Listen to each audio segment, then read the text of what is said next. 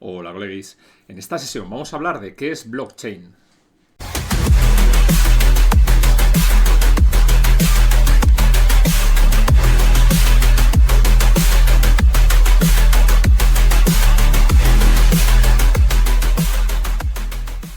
Bien, antes de empezar a ver todo el ecosistema cripto de qué es Bitcoin, qué es Ethereum, qué son las criptomonedas y todas estas cuestiones, debemos entender qué es blockchain, qué es esta cadena de bloques o qué es esta tecnología nueva que subyace o está implícita en cada una de estas tecnologías, porque al final se trata de tecnología y de protocolos y vamos a ver el paso a paso o qué es lo que sucede con la cadena de bloques, con estas cadenas de bloques de información, que al final se trata de un registro descentralizado, lo vemos ahora, y vamos a ver qué sucede en cada uno de los pasos, de una manera más o menos ordenada y ese paso a paso, como digo.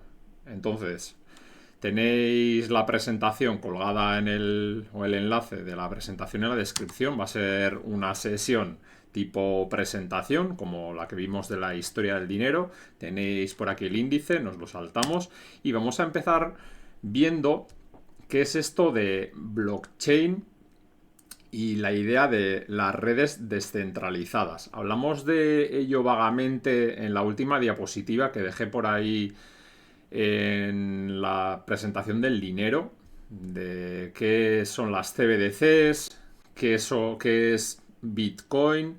Son tecnologías bastante similares, son bastante parecidas, ya que se basan en este concepto de blockchain, pero hay que entender cómo funciona o qué dos vías están tomando estas tecnologías, unas centralizadas y otras descentralizadas. Entonces, blockchain se trata de esto, de unas redes descentralizadas. Vamos a ir viendo un poco el punto a punto. ¿Cuáles son las motivaciones de que surja esta tecnología? Deberíamos hablar quizá también del movimiento cyberpunk, de todas las movimientos y activismo que ha habido históricamente y toda la matemática también que subyace a esto de blockchain y estas tecnologías. No lo vamos a hacer aquí en esta presentación. Ya digo que lo he resumido lo máximo posible y que sea una especie de introducción sin meternos por todas esas vías o madrigueras de conejo que se dice de toda la matemática que está dentro. Eso, si os gusta el tema matemático y queréis conocer en profundidad cómo funciona todo esto, os recomiendo un libro de Alfred Mancera. Este libro es un poco denso, pero está genial. Que se llama Cryptoria, que explica eso, la tecnología o toda la matemática implícita dentro de blockchain. Es un pedazo de libro, os lo recomiendo encarecidamente. De hecho, compré el libro de Alfred, no lo conocía este chico, y me flipa sus ideas. Y tiene un pequeño canal en YouTube y estamos muy en la línea. De hecho, cuando empezó por ahí a rapear y tal, me gustó bastante el tema. En fin, vamos a ver entonces las diferencias que existen de esta tecnología descentralizada y vamos leyendo. Los sistemas centralizados, en contra de los descentralizados, dependen de una autoridad o servidor único. Es decir, esos tecnologías tipo CBDC y demás que van a... Bueno, iba a decir que van a surgir o que ya han surgido, pero se van a poner en marcha en breve, dependen de una autoridad estatal y central única, como un banco o servicio en la nube. Y lo malo que tiene es que si esa autoridad falla, todo el sistema puede quedar comprometido y los usuarios pierden autonomía. Pierden autonomía, además de estar totalmente controlados. Ya digo que hablaremos más en profundidad de CBDC, quizá en alguna sesión volvamos sobre esa diapositiva. Como digo, hablaremos más de CBDC. En cambio, un sistema descentralizado como blockchain, todos los nodos, o sea, se trata de una red descentralizada de nodos, tienen copias idénticas de esos registros, digamos, de ese libro de contabilidad y se comunican entre sí. garantizando redundancia y resistencia a fallos. Es decir, la red es muy difícil que falle, al ser una red descentralizada donde todo el mundo tiene copias de lo mismo, con lo cual no hay una autoridad central única que si cae, cae toda la red.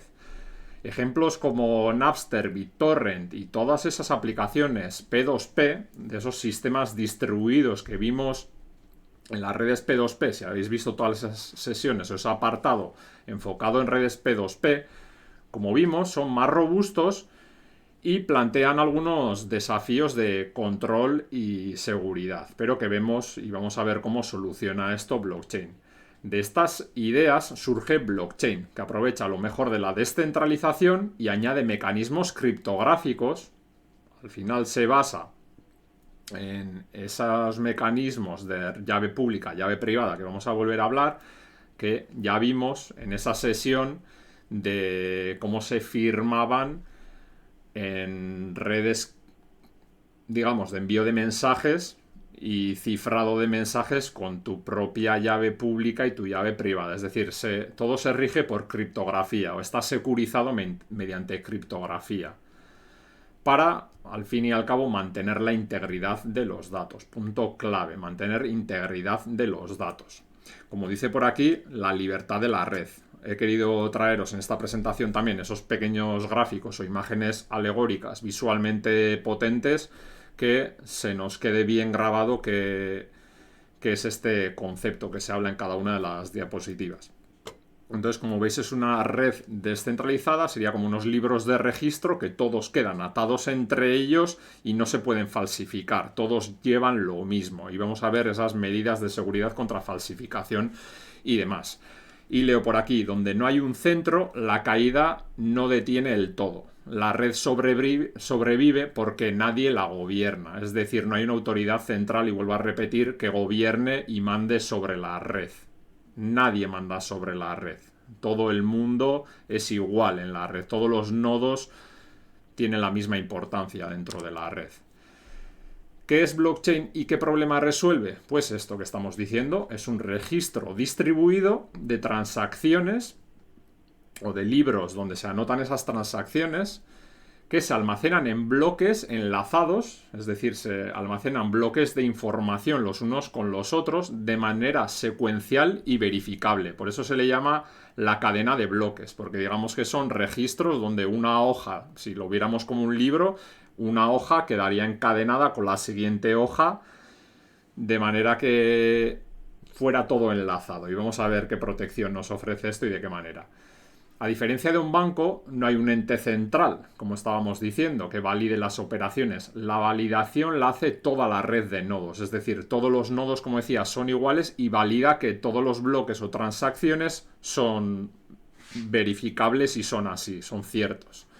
Este diseño elimina la necesidad de confianza en intermediarios. Es decir, estamos viendo cómo en este sistema no necesitamos una autoridad que verifique o que valide la confianza o nos ofrezca esa confianza de las transacciones, como hace hoy en día un banco, que al final lo que hace es verificar, dice, fulanito le ha prestado dinero a esta persona y digamos que él verifica como intermediario y genera esa confianza o nos da esa confianza de que ese sistema es verificable, además, en sus registros.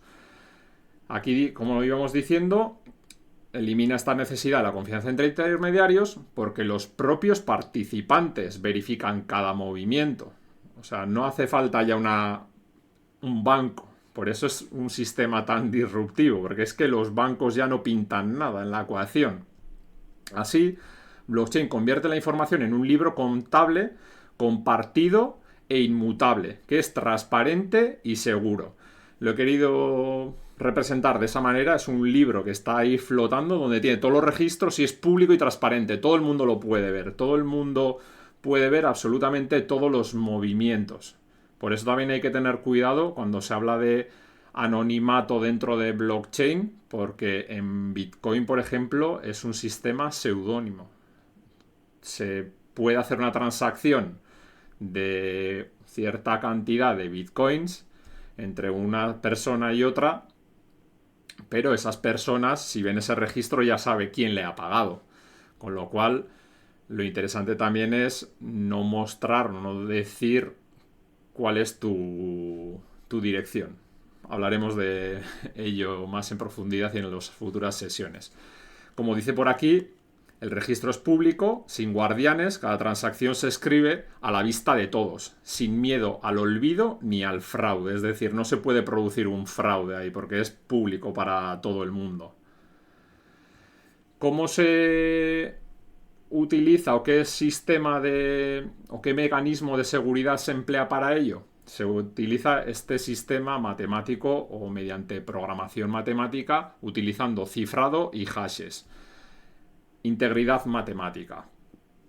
Entonces, el funcionamiento de blockchain se sostiene en la criptografía, como dice por aquí, en particular en los hashes como SHA-256. Vamos a ver ahora, voy a quitar un momento la diapositiva porque quiero que entendáis esto de qué son los hashes, porque quizás es un concepto muy abstracto, pero cuando lo ves en funcionamiento es una tontería, es muy fácil de entender. Un hash es una huella digital única donde el más mínimo cambio en los datos genera un resultado completamente distinto, que ahora vamos a ver esto.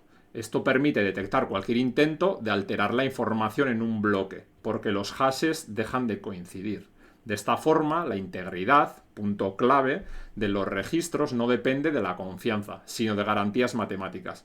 Es decir, está escrito en el código.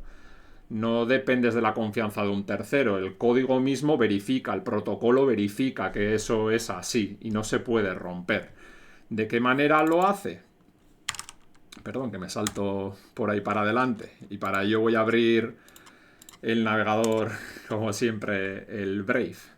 Vamos a poner SHA-256 Hash Generator. Esto lo podéis hacer, hay cientos o por no decir miles de herramientas en internet que podéis utilizar esto. A ver si vemos uno que sea un poco atractivo y fácil de entender y que lo hago en vivo y en directo.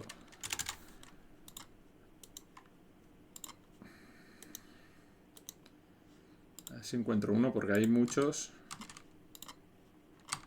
Mirad, aquí este por ejemplo. ¿Qué hace un hash? Un generador de hash en este caso, cuando tú metes una cadena de texto, por ejemplo, como estábamos diciendo, fulanito presta 5 euros a Pepe.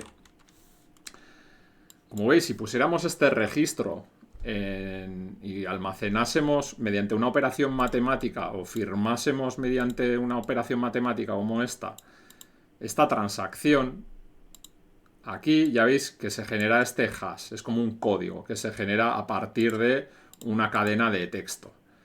Si alguien intenta modificar esto, es decir, si un atacante o Pepe intenta ir de listo y intenta cambiar y decir, no me ha dejado 5 y yo escribo aquí, como si fuera, imagínate un cheque en papel en el que alguien intenta corromper eso y donde pone un 5 intenta ponerle un palito delante para decir, fulanito presta 15 euros a Pepe. Bien, como veis, en el momento en el que se cambia un solo carácter, en el momento en que se cambia realmente un bit, un solo bit, aquí estáis viendo abajo que esa cadena de caracteres cambia. Con lo cual, esto es la manera de utilizar estas firmas con SHA. Tú cogerías la transacción y además se firma. Y tú te guardarías esa firma también. Aquí que empieza por AA093 y acaba en 4112. Si alguien intentase modificar esto, ya cambiaría. Ya no empezaría por AA093, Ya empezaría por 178, y terminado en B0A05. Esto es lo que estoy explicando que es un cifrado mediante hash. Esto se emplea para otras muchas cuestiones. Por ejemplo, para la comprobación de que cuando descargas un archivo, esto lo explicaré en alguna sesión más adelante, cuando descargamos un archivo de un programa, por ejemplo, es importante verificar que ese archivo, por eso no suelen poner el archivo y el hash de ese archivo, y es importante verificar, le pasaríamos nosotros esa función SHA a ese fichero y tendríamos que comprobar que el hash que nos ofrece es el mismo. Si no, ese archivo ha podido ser corrompido, trastocado o no es el archivo original. Esto se emplea en muchísimas cuestiones dentro de la informática.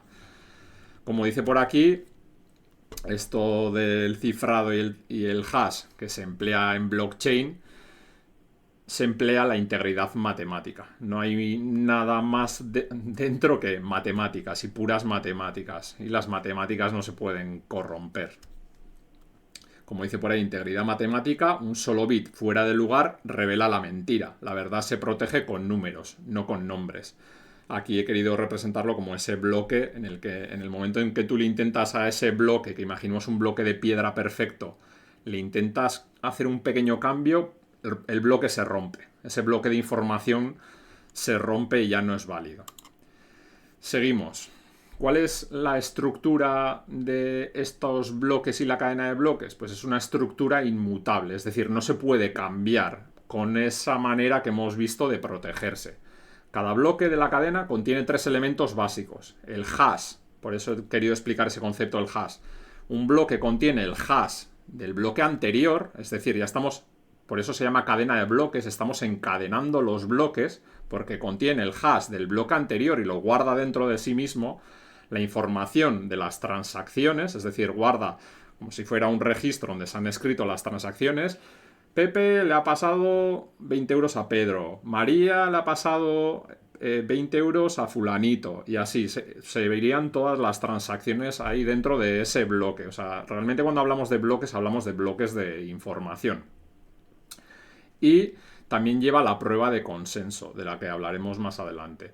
Los bloques se agregan siempre al final, es decir, vas encadenando bloques de información, es decir, pues como si fueran papeles que fueras encadenando los unos con otros, y crea una cadena lineal donde cada eslabón depende del anterior. Si alguien modifica el contenido de alguno de los bloques, como habéis visto, el hash cambiaría y la cadena se rompería, revelando la manipulación. Así se logra que blockchain funcione como un registro inmutable en el tiempo.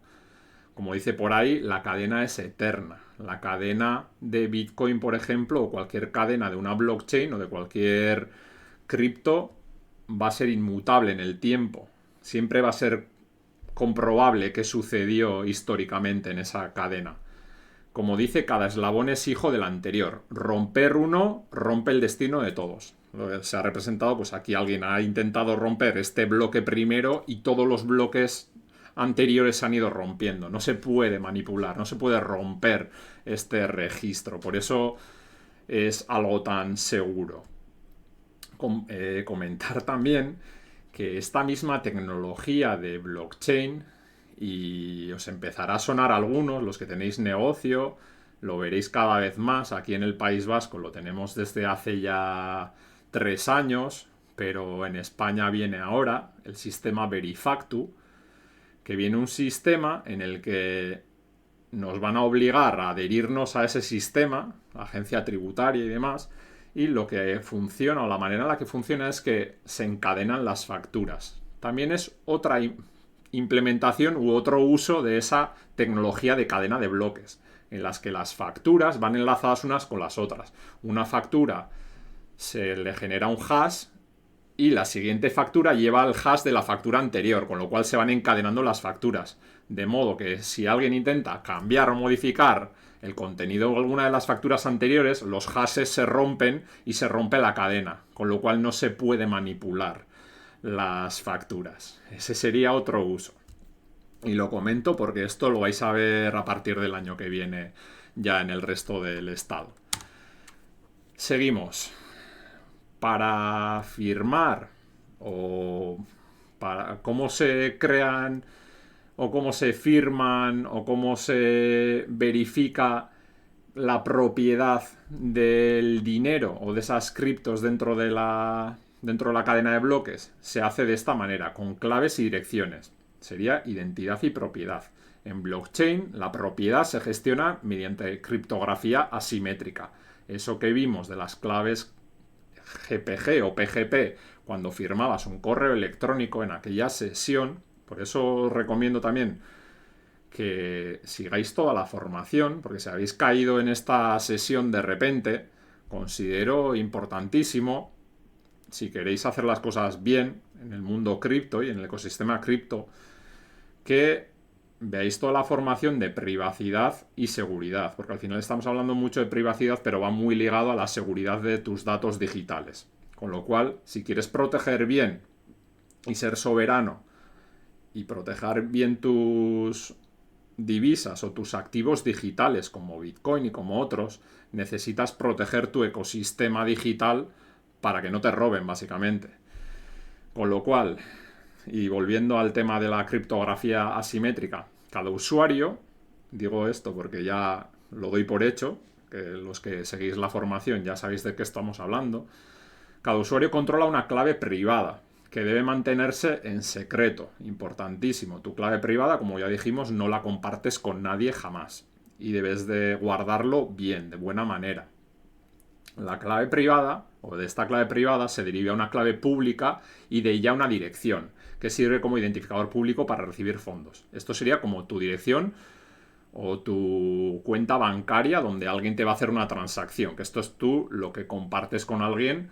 Por ejemplo, cuando te van a hacer una transferencia bancaria, pues tú le das tu número de cuenta y te pagan a ese número de cuenta. Sería el símil, o sea, sería básicamente lo mismo dentro del mundo blockchain. Tendrías una dirección de entrega de fondos. Las firmas digitales garantizan que cualquiera puede verificar una transacción sin necesidad de exponer la clave privada. Gracias a este mecanismo, la seguridad no depende de una autoridad, sino del correcto uso de la criptografía. Volvemos a eso de que no necesitamos que alguien nos autorice a realizar una transacción. Es decir, ya no dependemos de nuestro banco, una vez más. Nosotros realizamos nosotros mismos, porque nosotros, y veremos cómo se hace, manejaremos o mantendremos a salvo nuestras criptomonedas dentro de nuestros monederos digitales. Y seremos dueños y soberanos, pero, como digo siempre, tendremos una responsabilidad sobre esto si lo queremos proteger y guardar bien. Ya Papa Banco no nos va a guardar el dinero, vamos a guardarlo nosotros. Con lo cual, la llave que abre la cartera, me quedo un poco pensativo porque se piensa o la gente piensa que el dinero está en la cartera, hablaremos de ello también o asentaremos conceptos a futuro porque tus criptos no están en tu monedero realmente, o la llave te da acceso a tus divisas, las divisas están en la red, no están en tu monedero, pero bueno, hablaremos de ello, como digo, por no confundir y empezar asentando unas bases, como digo, guardaremos bien esa llave privada. Como dice aquí, dominio por la clave, no hay propiedad sin secreto. Quien pierde la clave pierde su reino. Como pierdas las claves, por eso es tan importante almacenar tus claves privadas o la frase semilla. Veremos qué es esto de la frase semilla y demás. Lo deberíamos de almacenar perfectamente bien, porque aquí no es como que pierdes la clave de acceso al banco y vas al banco a quejarte como un niño y le dices, oye, que he perdido la clave. ¿Por qué? Porque no me acuerdo, porque no la anoto, porque soy un desastre con las contraseñas. Tema que ya sabéis que me pone bastante... me enfada bastante que la gente maneje mal sus contraseñas. Para eso todo, si no sabéis cómo hacerlo bien, el tema de gestión de contraseñas de manera correcta, con los gestores de contraseñas y demás. Entonces no puedes ir al banco a quejarte y he perdido acceso a mi plataforma, a mi cuenta bancaria y te dicen, hala niño, toma una nueva llave o te cambio las claves. No, no, no. Aquí no funciona así. Aquí como pierdas las claves y lo vuelvo a repetir, estás fastidiado, o sea, has perdido todo tu dinero. Entonces, mucho ojo con esto, porque existen monederos, o mejor dicho, direcciones en la red blockchain, como puede ser Bitcoin, en la que ahí se calcula que unos cuantos millones de Bitcoins han quedado inaccesibles porque la gente ha perdido las claves de acceso. Esos Bitcoin no van a ser accesibles jamás ya en la vida para nadie. Entonces, ojo con esto de las claves y de las direcciones. Entonces, cuando llegamos a la parte de realizar una transacción define cómo se gastan los fondos disponibles, consumiendo salidas previas y generando nuevas salidas hacia otras direcciones. Esto es un concepto un poco difícil de entender en un inicio, porque cómo funciona blockchain o una transacción dentro de blockchain no funciona como el sistema o la concepción que tenemos tradicionalmente de yo tengo un saldo en mi cuenta, es decir, yo veo que tengo 1.000 euros en mi cuenta y veo como de esos 1.000 euros cuando hago una transacción se descuentan.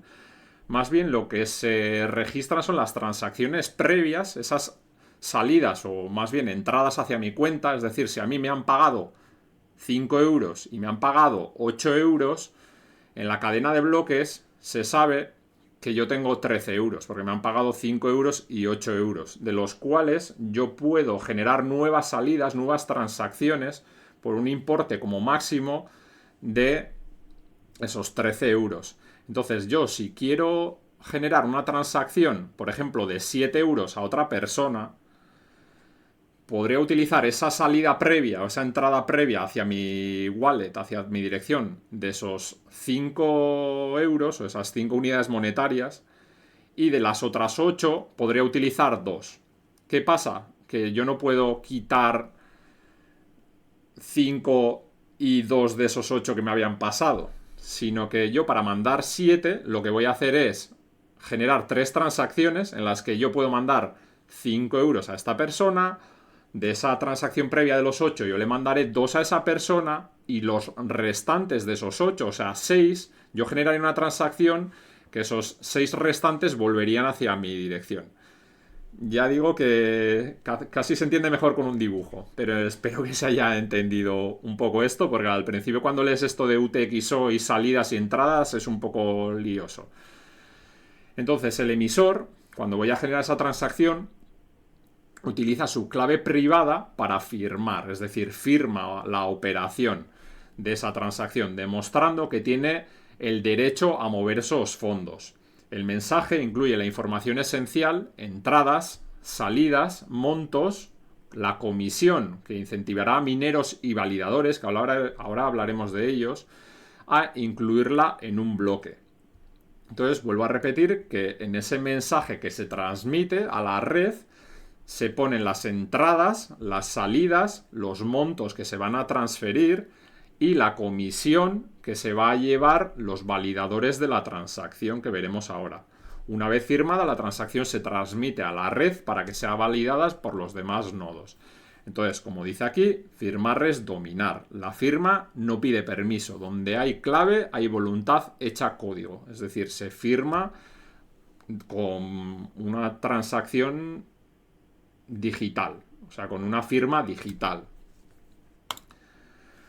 Entonces, estas transacciones se emiten a la red, como decía en el paso previo, mediante esa difusión peer-to-peer o a pares, se produce una validación y vamos a ver qué es esto de la mempool o la cola temporal. La red blockchain funciona en modo peer-to-peer, como ya hemos explicado en otros medios, por ejemplo, de compartición de archivos y demás en las redes como Emule y otras que vimos en sesiones anteriores, donde un archivo no queda almacenado en un único punto, sino que toda la red, es decir, todos los ordenadores conectados a esa red, todos los nodos, retransmiten las transacciones a sus pares, a sus semejantes, es decir, al resto de nodos. Cada nodo que recibe la transacción comprueba la firma digital, esa previa de esa persona que había firmado una transacción, la existencia de las entradas, por eso he explicado eso de las entradas y las salidas, y que no exista un doble gasto.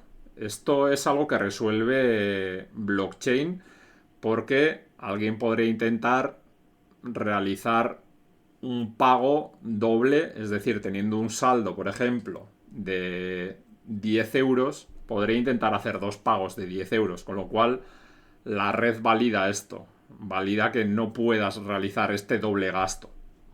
Si pasa todas esas validaciones, la transacción se guarda en una mempool o es una cola temporal de transacciones pendientes de ser minadas o validadas. Os recomiendo que vayáis, buscad en cualquier buscador Bitcoin mempool y vais a ver la mempool o esa cola temporal de transacciones que luego se empaquetan y se genera un bloque. Vamos a ver eso a posterior. el nivel del fee, los fees son esas comisiones, influyen en la prioridad. Las transacciones con más comisiones o con las comisiones más altas son las más atractivas para los productores de bloques. Hablaremos ahora de los productores de bloques. Es decir, si yo, porque lo puedo ajustar cuando voy a hacer una transacción, le pongo una comisión mayor, es decir, yo puedo establecer la comisión, con lo cual si a mí me interesa que la transacción se produzca muy rápido en la red, elevaré la comisión y los validadores preferirán esa transacción frente a otras transacciones que puedan tener unas comisiones muy bajitas. Esto todo se hace de manera automatizada, mediante algoritmos, mediante programas. Ya digo, no es que estén mirando a ver cuál tiene la mayor comisión para coger esas transacciones. Entonces, en este paso se conecta la creación de la transacción con su futura inclusión en un bloque que veremos ahora. Como dice aquí, nodo a nodo, lo válido viaja sin jefes. Cada par lo juzga, cada juicio lo fortalece. Es decir, cada par o cada nodo verifica las transacciones. No hay una autoridad central, vuelvo a repetir, que verifique nada. Lo verifican todos los nodos. Entonces, ¿cómo se construye un bloque? Un bloque dentro de esa blockchain o dentro de esa cadena de bloques. Vamos a ver que se generan o que incluye en el cuerpo y la cabecera. Los mineros, que siempre que empecéis a escuchar o a meteros en el mundo de Bitcoin y demás, oiréis hablar de esos mineros y de la minería Bitcoin o de otros tipos de redes. Como dice, los mineros o validadores, los mineros se les llama mineros en este tipo de validación que se llama Proof of Work o prueba de trabajo, y en otro tipo de redes como puede ser la red de Ethereum, los validadores en Proof of Stake, porque utilizan otros métodos para validar, seleccionan las transacciones de la mempool, de esa cola que estábamos hablando de transacciones, esa cola temporal que están ahí quietos a la espera de que los validadores las cojan y las revisen para construir un bloque candidato. En el cuerpo del bloque se incluyen todas las transacciones elegidas y el cabezal, es decir, la cabecera, resume la información clave. El hash, como habíamos dicho, del bloque anterior, la marca de tiempo y la Merkle Root. Esto de la Merkle Root os recomiendo que lo reviséis porque es un poco largo de explicar también. Son conceptos matemáticos y no soy un experto en matemáticas. Básicamente lo que hace es una manera de resumir transacciones. Y en POW o en Proof of Work, en esta forma de validar transacciones, se añade además un nonce, que es un número que se debe de ajustar hasta resolver el rompecabezas criptográfico. Lo que hacen estos validadores mediante Proof of Work son personas que utilizan ordenadores, y estos ordenadores más o menos avanzados, antiguamente se hacía con un ordenador simple, luego se pasó a utilizar tarjetas gráficas para minar criptomoneda o para realizar estas validaciones, y luego se empezaron a utilizar electrónicas u ordenadores más potentes dedicados exclusivamente a esto de minar criptomonedas, que se llaman ASIC, estos aparatos. Entonces, vamos a llamarlos ordenadores. Estos ordenadores resuelven ese problema o ese rompecabezas criptográfico donde se le establece que un hash, por ejemplo, tiene que empezar por una serie de ceros, con lo cual lo que hacen estos validadores es, mediante el cambio, como habíamos visto en eso de los hash, mediante el cambio de ese nonce, de ese número, van generando una numeración o una cadena de caracteres que debe de empezar por ejemplo, 16 ceros. Entonces tienen que ir haciendo este rompecabezas criptográfico. Cuando el primero lo consigue, lo que hace es que valida ese bloque y se le paga esa comisión. Como dice aquí, este bloque candidato solo será aceptado si supera el proceso de consenso. Estructura validada. El bloque nace del acuerdo. Sus datos flotan ordenados, su alma está sellada. Es decir, he querido representar esto como un bloque que en la parte interior tiene ese resumen de todas las transacciones y en el cabezal contiene ese hash del bloque anterior, etc. Entonces, esto que estábamos hablando del consenso, o ese bloque para que sea aceptado, lo hará mediante ese proceso de consenso. Existen dos tipos de forma de validación: el proof of work, que habíamos comentado, y el proof of stake. El consenso garantiza que todos los nodos acuerden que los bloques son válidos. En proof of work, los mineros prueban millones de combinaciones, como estaba diciendo, hasta hallar un hash que cumpla la dificultad planteada por el protocolo. El primero en lograrlo obtiene la recompensa y difunde el bloque, es decir, cobra una comisión por haber creado ese bloque y difunde el bloque a la red, ya una vez validado. En ese otro modo de validación que se llama Proof of Stake, los validadores apuestan parte de sus monedas en stake. Stake significa, o es una manera en la que pones en un fondo parte de tu moneda, de tus monedas, de tu dinero, y lo dejas bloqueado. Y lo que hacen es que apuestan parte de ese stake para ser seleccionados dentro de la red y validar los bloques, corriendo el riesgo de perderlas en caso de mala conducta. Es decir, que si intentan falsificar las transacciones, etcétera, pierden esos fondos bloqueados. Ambos mecanismos buscan que atacar la red sea más costoso que participar honestamente. Es decir, si intentas atacar la red o crear movimientos o transacciones fraudulentas, pues te va a suponer un costo y además no vas a conseguir nada. Una vez se ha validado el bloque, este bloque se enlaza a la cadena mediante el hash del bloque anterior, como se ha explicado que se hace. Como dice aquí, consenso por prueba, la confianza no se otorga, se gana resolviendo lo imposible. Es decir, necesitan, como hemos dicho, resolver un problema matemático bastante complejo. Más que complejo, tiene un alto coste energético, porque necesitas que ese ordenador esté realizando ciertas operaciones con su consecuente gasto de electricidad y de tiempo. Siguiendo, como estábamos diciendo, se enlaza ese bloque a la cadena de bloques y se hace mediante el encadenamiento por hash, la inmutabilidad práctica. Cada bloque incluye el hash del bloque anterior, como venimos diciendo y una y otra vez, lo que crea un vínculo criptográfico entre ellos. Si un atacante intenta cambiar un bloque antiguo de toda la cadena, ese hash se modificaría y ya no coincidiría con los bloques posteriores, como ya habíamos comentado.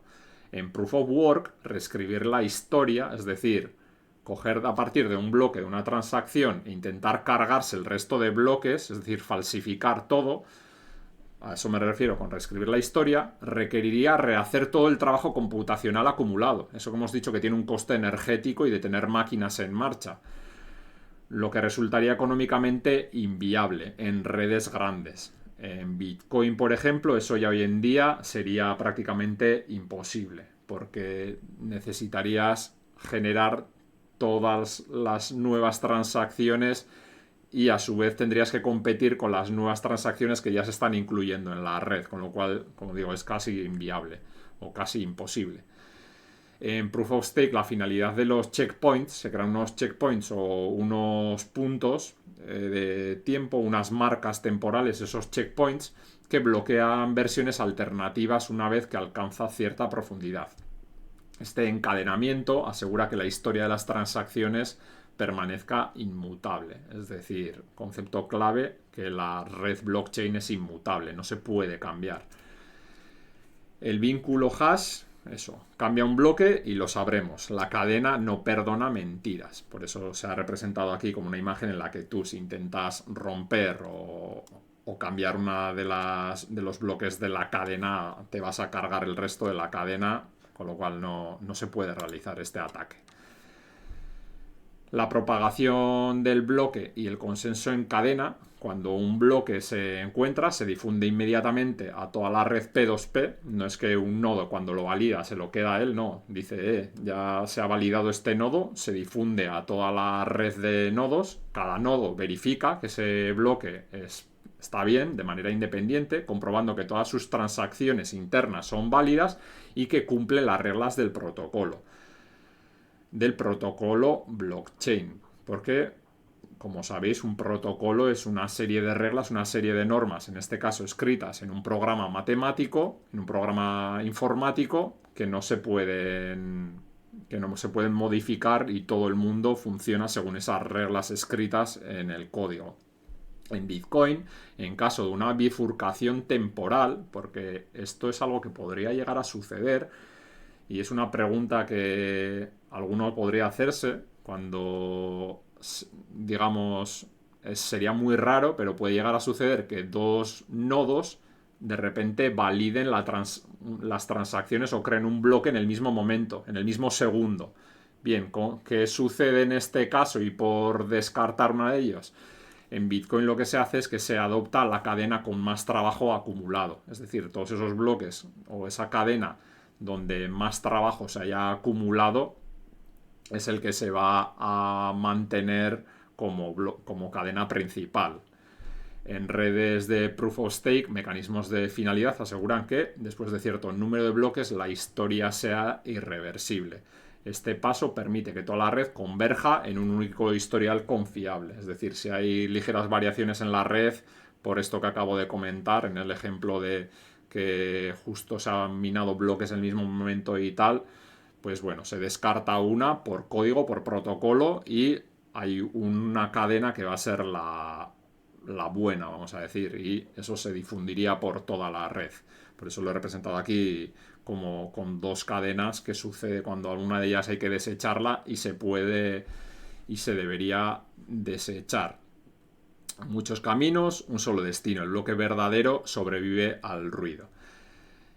Esto es muy interesante, además, de comentar, porque algo que sucedió, y quizá los que hayáis oído un poco más o os hayáis metido más en el tema blockchain o cripto y tal, habréis oído que de Bitcoin, que además, esto no lo he dicho, pero Bitcoin, el código es auditable, es open source. Eso es también algo clave de Bitcoin.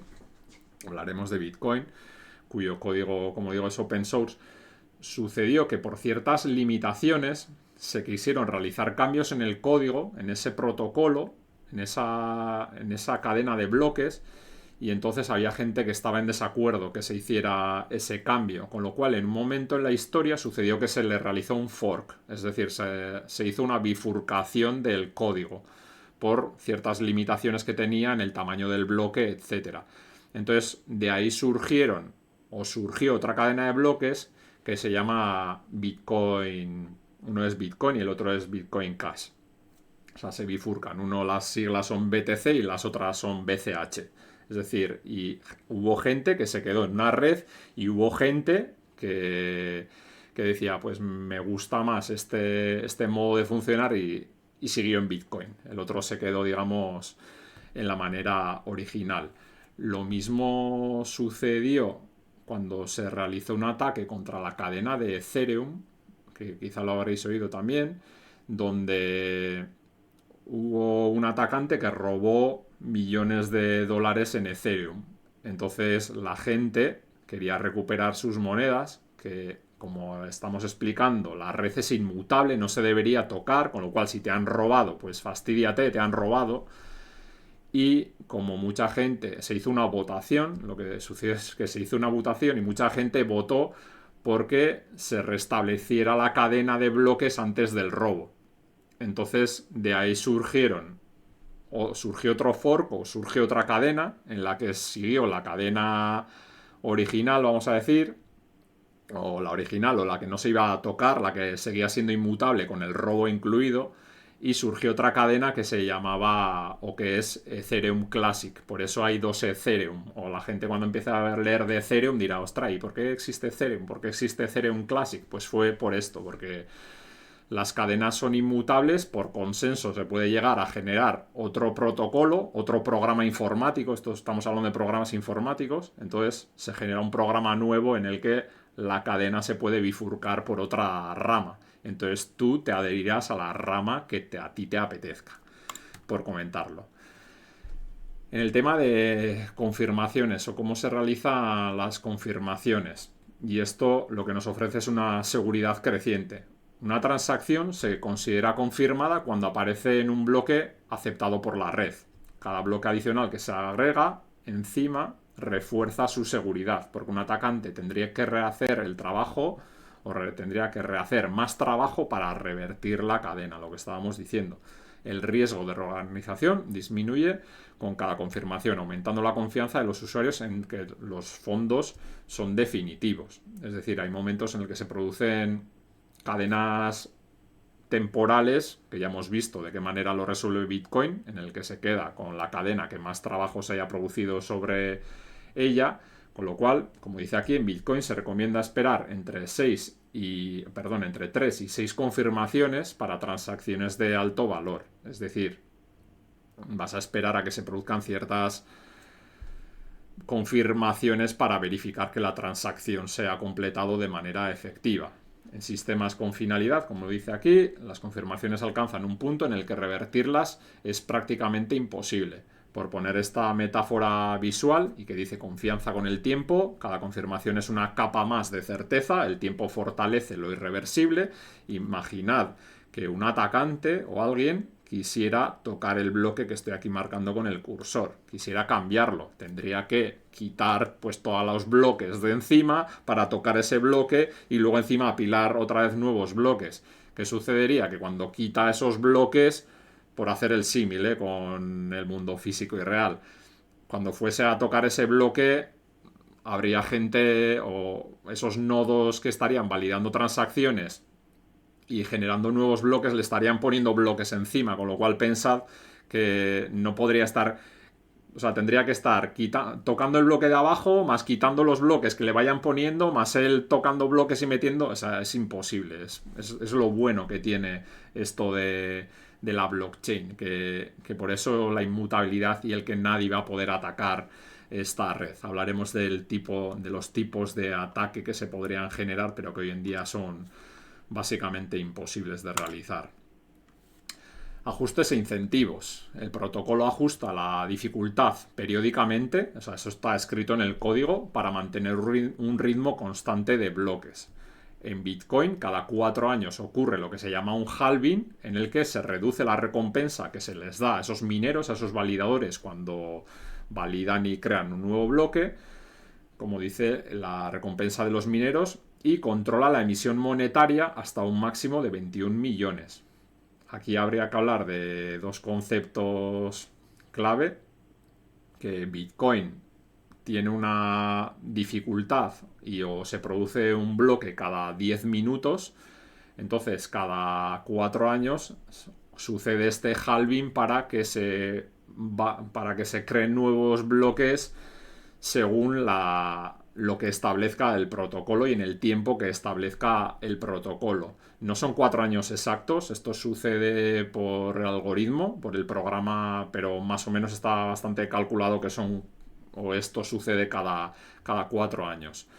Y la emisión monetaria de Bitcoin, que es deflacionaria, es un sistema deflacionario. Cuando hablamos de esos sistemas económicos en la presentación del dinero, que son sistemas inflacionarios, es decir, sistemas en los que se emite moneda sin fin, o sea, es infinito. En contra, los sistemas como Bitcoin tienen un máximo y es un sistema deflacionario. Se van a producir o se van a crear por el protocolo, porque el programa informático de Bitcoin lo dice así en su código, se van a crear un máximo de 21 millones de Bitcoins y no se van a poder crear más. Con lo cual, ¿qué sucederá con los objetos que son escasos? ¿Qué sucede con el oro, que es escaso, por ejemplo? Pues que su valor, entre comillas, sube, porque la gente quiere hacerse con ese oro, con lo cual está dispuesta a pagar más por ese oro. Lo mismo sucede con Bitcoin. Por eso también le llaman el oro digital, porque es un bien escaso. O sea, son bienes escasos que cuando se minen todos los Bitcoin, que nosotros no lo vamos a vivir porque va a ser sobre el año 2120 o 2100 y pico, no recuerdo exactamente el dato, pero está el cálculo realizado. Y, y ya digo, cuando ese Bitcoin se produzcan todos los Bitcoins, la gente se va a intentar hacer con esos Bitcoin y cada vez más según nos vayamos acercando en el tiempo. De hecho, ya están minados casi todos los Bitcoin. Digo, si va a haber un máximo de 21 millones, creo que ya están minados 18 o algo así. Perdonar, no recuerdo el dato exacto. Seguimos con el tiempo, las comisiones de transacción se volverán la principal fuente de ingresos para los mineros o validadores.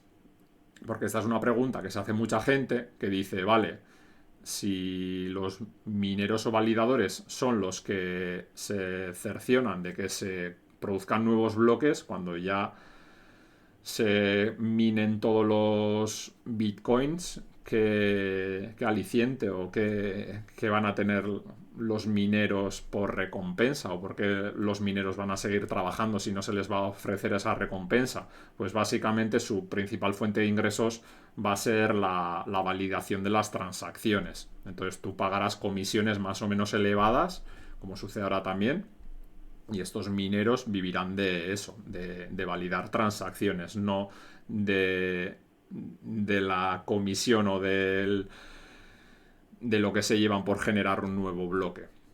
Este sistema, como dice, equilibra incentivos económicos y asegura que proteger la red sea más rentable que atacarla. Los incentivos económicos son, junto con la criptografía, el motor de la seguridad blockchain. Esto es la manera en la que se asegura blockchain. Como dice por aquí, incentivo y norma, donde hay valor hay esfuerzo, el orden se mantiene porque premiarlo es mejor que romperlo. Y ya hemos visto que intentar romper Bitcoin es bastante absurdo. Incluso hoy en día que se habla de los ordenadores cuánticos, que bueno, que son capaces de realizar muchísimos cálculos matemáticos a una velocidad que hasta ahora no se había podido, etcétera. Ya digo, incluso con ordenadores cuánticos no se puede romper Bitcoin. No se va a poder hackear Bitcoin, como se dice.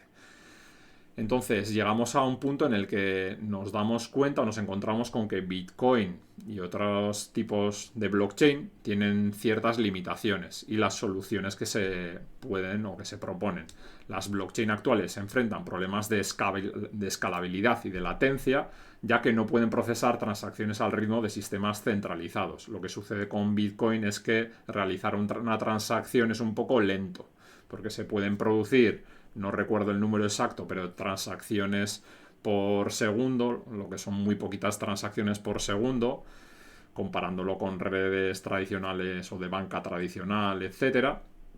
O sea, las transacciones no son inmediatas, pero para solucionarlo se desarrollan nuevas tecnologías, por ejemplo, estas tecnologías de capa 2 que se llama, como la Lightning Network o la red Lightning. Lightning es un rayo, sería la red del rayo, o sea, porque quieren hacer llamar o ver que funciona a la velocidad del rayo, que aumentan la capacidad sin comprometer la seguridad. Entonces, ¿qué sucede? Esta capa 2, por eso he dibujado este gráfico. Imaginemos que la cadena central es la red de Bitcoin y en una capa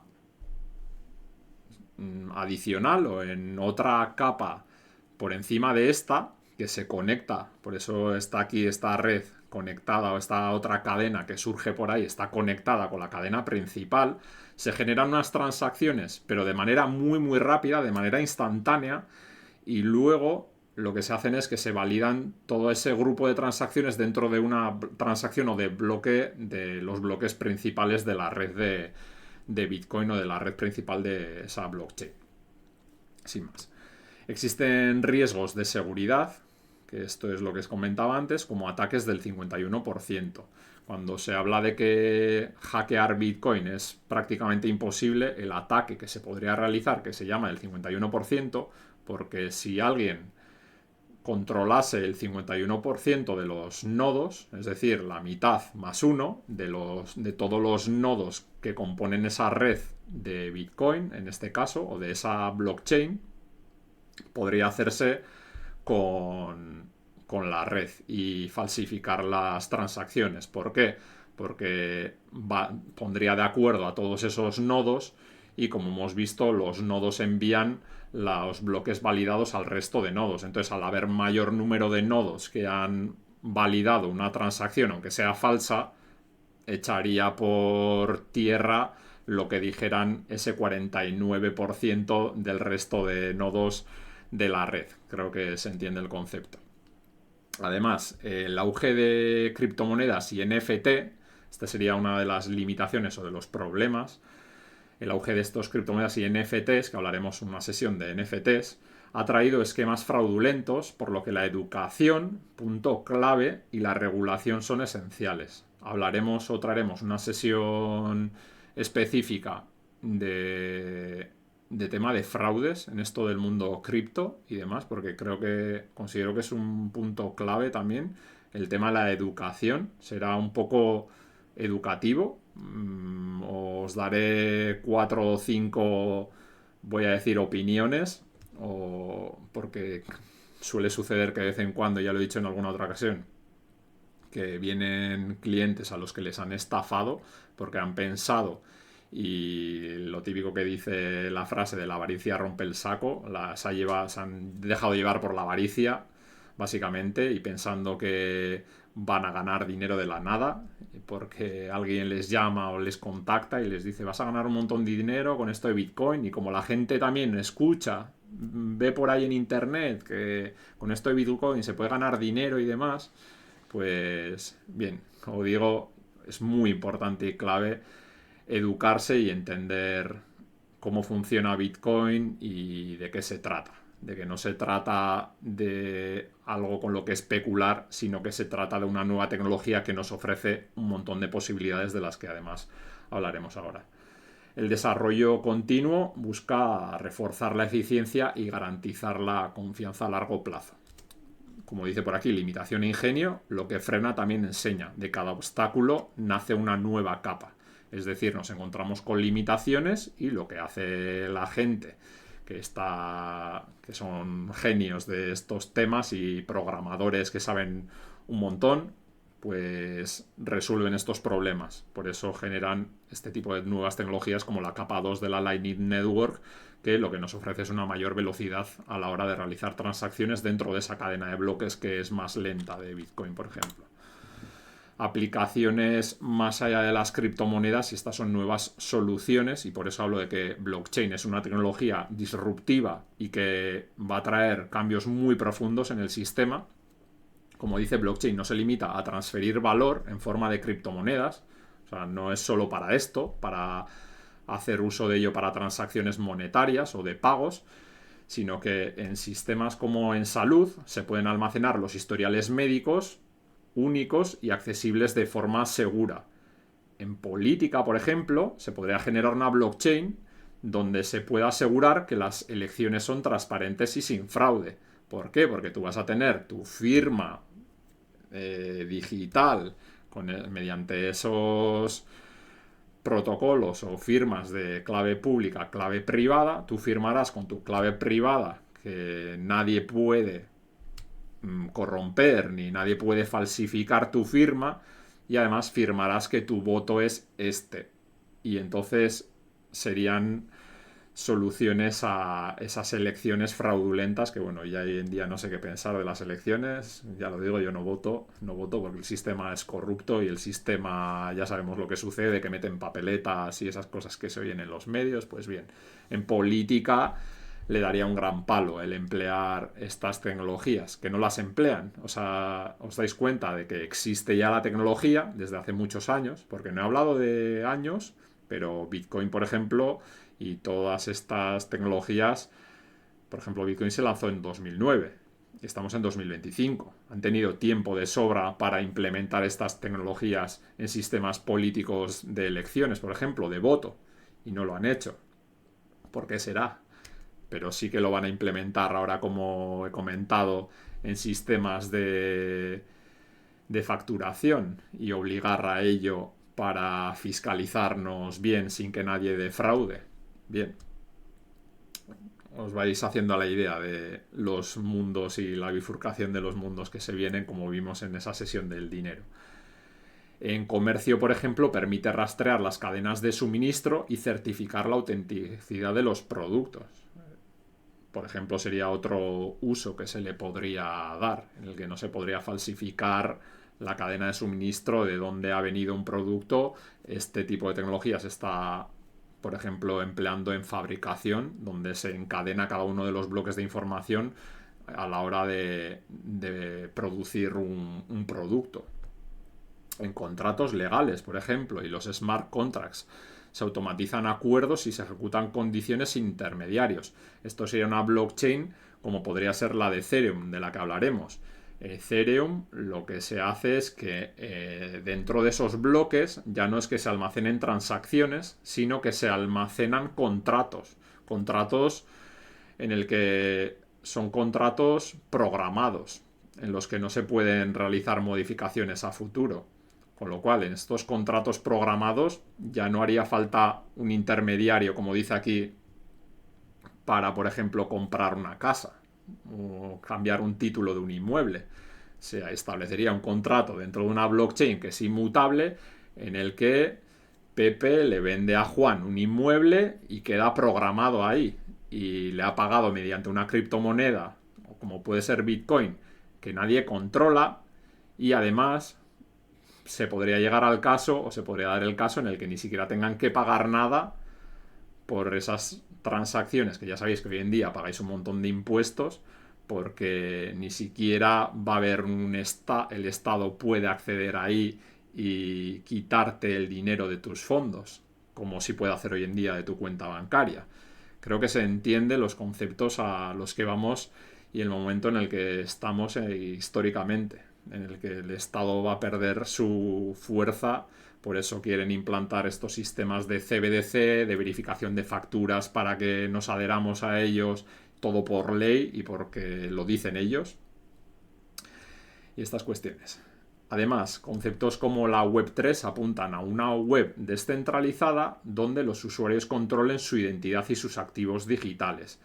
Es decir, aquí podría hablar largo y tendido del tema, tampoco me quiero liar, pero se está llegando o se pueden implementar tecnologías en las que nosotros podemos compartir, por ejemplo, ciertos datos con ciertos sitios web o con ciertas empresas, de manera que le demos solo lo que nosotros queramos mostrarle. Es decir, que ya, por ejemplo, en un sistema de una red social, como puede ser actualmente Facebook centralizada y que nos obligan a darle ciertos datos u obtiene todos los tipos de datos que les da la gana de nosotros podríamos limitar el acceso a nuestros datos con estas tecnologías. Y tecnologías que además son descentralizadas, por eso estamos viendo opciones como las que hablamos de Nostr, en las que además podemos mover activos digitales directamente conectándonos con otras personas, etc. Ya digo, podría hablar muchísimo sobre este tema y tampoco me quiero extender más. Como dice aquí, uso múltiple, no solo la moneda, es decir, no solo los medios de pago, sino que la verdad, la salud, la identidad, todo puede sellarse en bloques, todo se puede integrar en esta nueva tecnología que es blockchain. La conclusión: el viaje de una transacción en blockchain empieza en una red descentralizada, como hemos visto, se asegura mediante criptografía, pasa por la creación, firma, difusión y validación, se incorpora a un bloque todo ello, se consolida y por consenso de la red se protege con encadenamiento de esos encadenamientos mediante hash que hemos comentado y confirmaciones, que luego toda la red confirma que esos bloques que se han añadido a la cadena de bloques son fiables. La combinación de descentralización, inmutabilidad, seguridad criptográfica e incentivos económicos hace que blockchain sea más que criptomonedas. Es una posible revolución tecnológica que podría transformar cómo se protege y cómo se gestiona la información de la sociedad. de la chispa de una clave hasta la roca del consenso. El viaje forja confianza donde antes hubo duda. Es decir, como vimos en la sesión anterior del dinero, donde se habla de la confianza, mediante blockchain, la confianza es plena. O sea, confías en un programa informático donde las reglas están escritas y son públicas. Cosa que hoy en día no sucede, ni con los sistemas políticos, ni sociales, ni económicos, ni con nada. Entonces, blockchain, como digo, es algo histórico porque viene a solucionar todos esos problemas de la vieja era. Porque estamos entrando en una nueva era. Y creo que con eso terminamos, con esa idea principal. Así que nada más. Comentar que esta sesión o estas diapositivas las dejaré en la caja de comentarios, como he dicho al principio, disponible para todos vosotros. Se comparte bajo licencia Creative Commons, es decir, lo podéis compartir, no podéis hacer un uso comercial de ello y que compartáis de igual manera a todo el mundo o a quien os apetezca. Así que nada más, que os haya gustado esta sesión, le deis un like, os suscribáis. Cualquier duda, comentario o sugerencia sobre esta sesión o futuras sesiones lo dejéis por la caja de comentarios y como siempre, muchas gracias por estar ahí. Hasta luego.